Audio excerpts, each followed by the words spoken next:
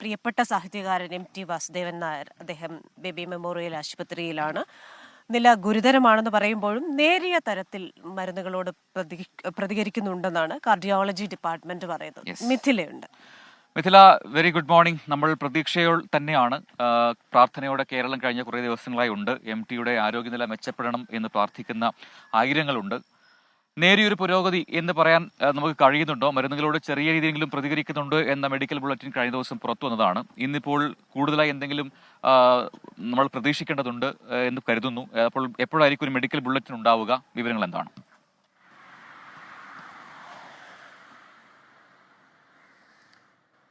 Christina, MTക്കായി Keralam ഒന്നാകെ MTയെ അറിയുന്ന ആളുകളെല്ലാം തന്നെ പ്രാർത്ഥനയിലാണ്. പ്രതീക്ഷയുണ്ട്. അതേസമയം ആശങ്കയോടുകൂടി തന്നെയാണ് ഈ വാർത്ത പങ്കുവെക്കാനുള്ളത്. പ്രതീക്ഷ എന്നത് നേരത്തെ സൂചിപ്പിച്ചതുപോലെ തന്നെ മരുന്നുകളോടെല്ലാം ചെറിയ രീതിയിൽ MT പ്രതികരിക്കുന്നുണ്ട്. അതേസമയം തന്നെ നില അതീവ ഗുരുതരമായി തന്നെ തുടരുന്നു എന്നാണ് ഏറ്റവും ഒടുവിൽ ഇന്നലെ ഏറ്റവും വൈകി വന്ന മെഡിക്കൽ ബുള്ളറ്റിനും പറയുന്നത്.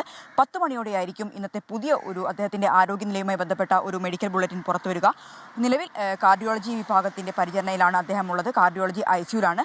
മറ്റ് വിദഗ്ധ ഡോക്ടർമാരും അദ്ദേഹത്തെ നിരീക്ഷിച്ചുകൊണ്ടിരിക്കുകയാണ്.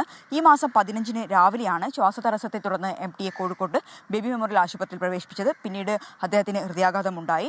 തുടർന്നായിരുന്നു ഇത്തരത്തിൽ ആരോഗ്യനില വഷളായത്. എന്നിരുന്നാൽ പോലും ഏറ്റവും ഒടുവിൽ ഇന്നലെ വൈകിട്ട് വന്ന ഒരു മെഡിക്കൽ ബുള്ളറ്റിൻ പ്രകാരം മരുന്നുകളോട് ചെറിയ രീതിയിൽ പ്രതികരിക്കുന്നുണ്ട്.